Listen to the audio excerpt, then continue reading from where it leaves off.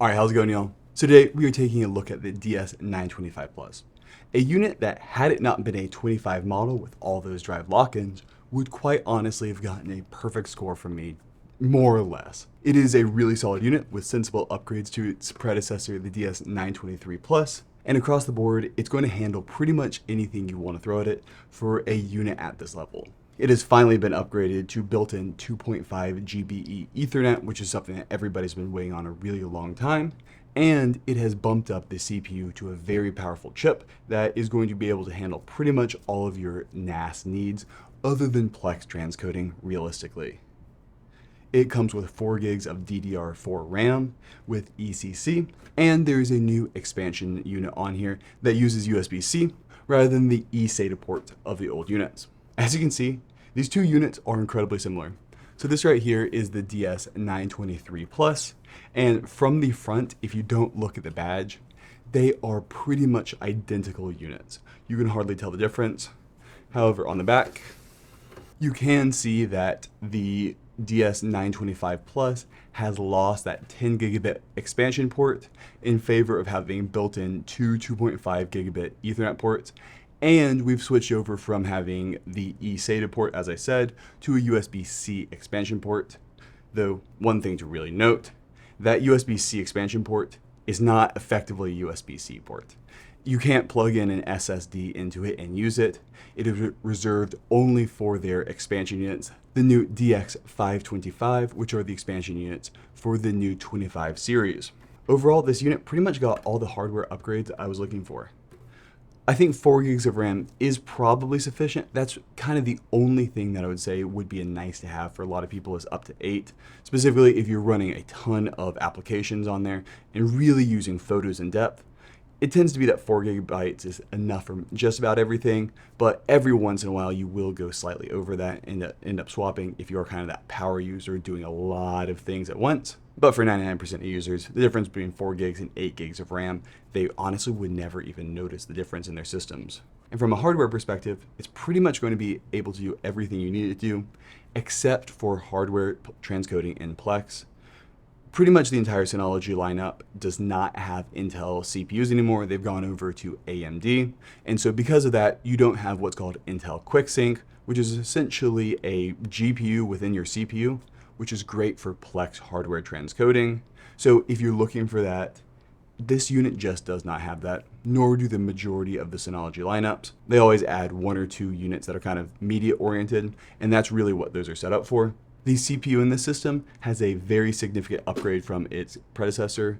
It is an AMD Ryzen V1500B, which while it is an old CPU, is still powerful from a NAS perspective and is going to be able to get the job done. It is a quad core and quite honestly probably overkill for a unit like this, but it does mean that when you're going in and you're using Synology Photos, it will be able to generate those thumbnails that much faster and just do tasks overall faster. Realistically, from a file server perspective, you're not going to notice the CPU. This CPU is the exact same one that's in the DS1821 Plus and the 1621 Plus, which was able to saturate two 10 gigabit connections, transferring data at 2 gigabytes per second. You're just not going to notice that CPU whatsoever. It is going to be able to handle whatever you throw at it from a file server perspective, and you're only really going to be able to notice it if you are either running an insane amount of Docker containers, trying to do virtualization with Windows, or Plex transcoding. But other than that, very powerful CPU for a unit like this. One thing that is missing from this unit, as I said at the top of the video, is the ability to upgrade to 10 gigabit. So now, instead of having the optional 10 gigabit add-in card like you did with the 923 Plus, now you have two 2.5 gigabit ports just built in and no ability to upgrade to 10 gigabit, which for me personally, I think makes the most amount of sense. Having the DS925 Plus have also a 10 gigabit upgrade card doesn't make a lot of sense. If you're looking for that kind of performance where you're actually going to notice the difference between 2.5 and 10 gigabit, you really should go to the DS1525 Plus at minimum, just because having that extra bay gives you so much more flexibility and just ability to either expand your storage, get faster drives, or anything like that.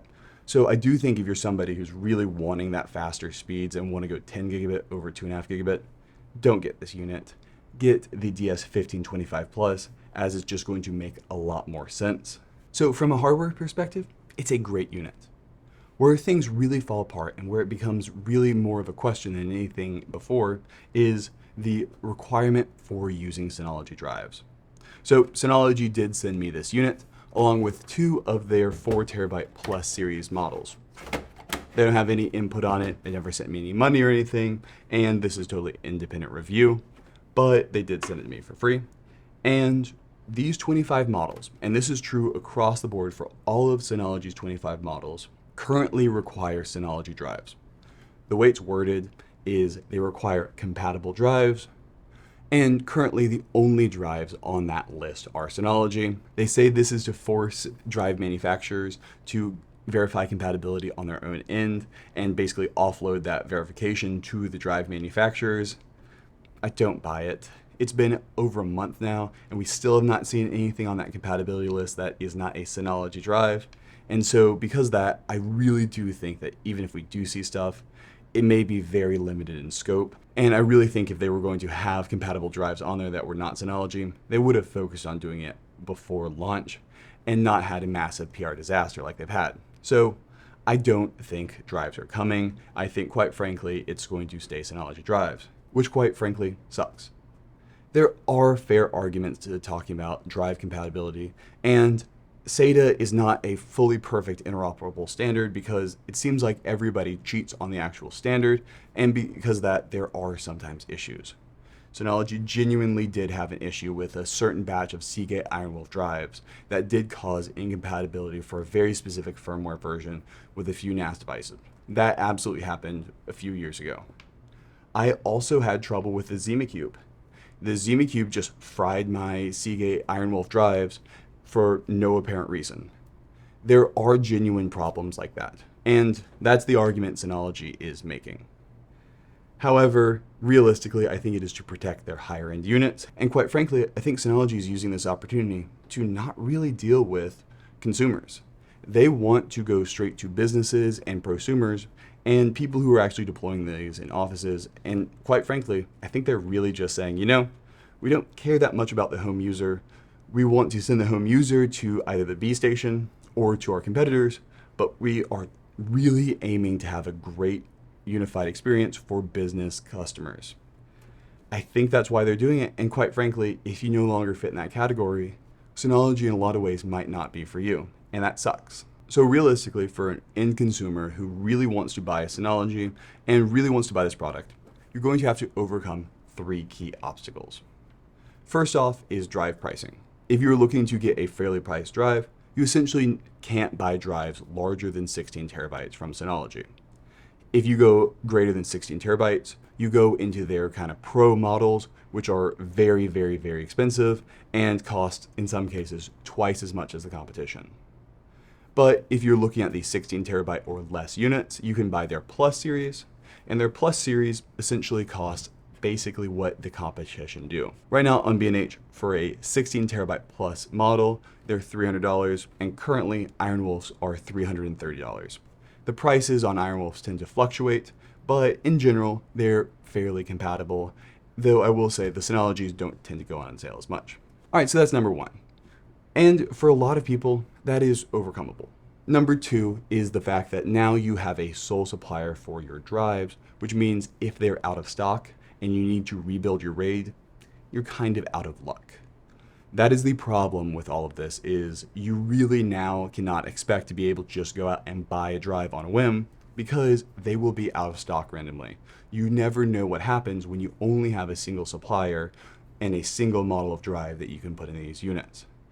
I do not believe they will let you rebuild a pool with a non-Synology drive. So that's issue number 2. You essentially now have to account for the risk that when you go to buy a replacement drive, they might not be available for a long time. Number 3 is effectively that Synology then has a monopoly on drive sales for your unit.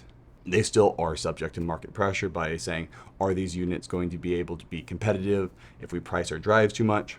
But for the most part, once you buy the unit, you're pretty much subject to whatever Synology wants to charge their drives for later on down the line if you want to upgrade. Today, the Plus series are priced very fairly, but that could just be launch, making it so that it's easier to recommend these things. And then they have every ability to jack up the price by $100 because they essentially control a monopoly. So those are the key things you have to overcome if you want to buy this unit. DSM is a phenomenal operating system. Active Backup for Business, Active Backup for Microsoft 365, Synology Drive, Synology Photos are all really phenomenal applications that I think are best in class compared to the competition. However, that is now the cost associated with these units. These units will allow you to bring over your drives. So let's say you've got a 923 Plus and you want to upgrade. By the way, you don't want to upgrade. But let's say you do, the unit breaks, whatever. You can take your drives out of this unit, and they can be 20 terabyte Ironwolf drives, and you can place them in here, and while you'll get the warning, it will allow you to import the pool. However, it will not let you build that pool. So let's just say you had 20 terabyte Ironwolves sticking in a drawer. Try to initialize the drives and build a storage pool by sticking them directly in the DS925 Plus.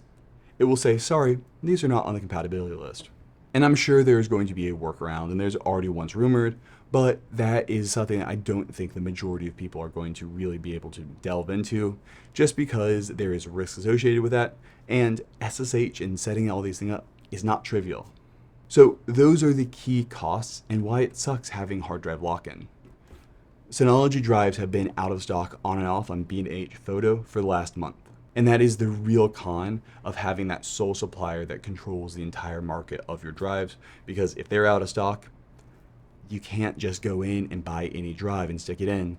You are really forced and locked down. All right, so now with all that out of the way, I'm just gonna go ahead and hook this thing on up, and we're gonna go ahead and do some basic performance benchmarking and check out how it runs. All right, so now just gone ahead and plugged it on in, and let's just check out our drive configuration. Currently, as I said, we've only got 2 of these Synology Plus Unit 4 terabyte drives. They are not fast. By the way, they're actually made by Seagate. I think they're effectively just Ironwolves. And we can see that we've just got 2 of them in a RAID 1 configuration. And we've got this drive 4 right here, which is actually from my old unit. So we're going to go ahead and test that out in a minute here. And then I threw in an SSD cache right there. But we're going to start out by just testing our performance with these 2 drives in RAID 1. And it is not going to be very interesting at all. All right, so what I did is I just pulled a random video from my edit file server, and we're gonna go ahead and just do some very basic SMB copy benchmarks, and it's gonna be pretty lackluster. I've got it mapped as this HDD drive, and we can see that the unit starts off pretty good, but very quickly saturates the RAM, and we become very quickly hard drive limited on these units. So we'll see over here that basically 2 drives in RAID 1 is just absolutely maxing out the 2 drives with writes. So RAID 1, you only get the write speed of a single drive, actually the slowest drive. And so we can see that it very quickly just saturates them, and these are empty drives. They're not very fast, though if you had 4 of them in a RAID, this would easily be able to saturate that connection and not have these issues. We've just got 2 of them in RAID 1, which is the speed of a single drive. If you had 4 of them in RAID 5, it would be the speed of 3 of them. Basically, we're able to saturate that first connection, but I do have that SSD cache in here. And so we're also just going to see what kind of performance we get out of 2 drives just pulling straight on through. And the 2.5 gigabit network connection on the back of it can do about 300 megabytes per second. So this first time will help load it into cache. All right, so that was our first copy test. Now it might be slightly more loaded in RAM and maybe even the SSD cache. I'm not super sure on that. Let's go ahead and see if we can beat that 200 megabytes per second, and not too much. Honestly, we're running into the just overall throughput limitations. It's able to handle 200 megabytes per second, which is a good bit faster than the 1 gigabit predecessor it had. But right now, we're not actually testing the NAS at all. We're really just testing the speed of 2 of these drives, which is not giving us much to be interested in. So what I'm going to do instead is I'm actually going to go ahead and give it the best shot possible, and we are going to go ahead and remove this SSD cache, and we're going to set it up as its own NVMe volume. And so this will actually be able to test the throughput of the system. So we're going to set up as basic NVMe, skip the drive check. So what we're having now is basically assuming you have SSDs in this thing, but honestly, if you're putting all SSDs in this thing, definitely look at the DS1525 Plus. It just is going to make a lot more sense. And just going to create a quick pool in there. All right, so now we're going to have a chance to actually test this thing, assuming you have as fast of drive as possible. Essentially looking at there's no throughput limitation because we're going to a local NVMe on that device. So we're not going to be saturating that NVMe drive anytime soon. And so we're going to go ahead and just copy it over and see what we get. And we are essentially hitting that 300 megabytes per second that I absolutely expect to get out of 2.5 gigabit in macOS.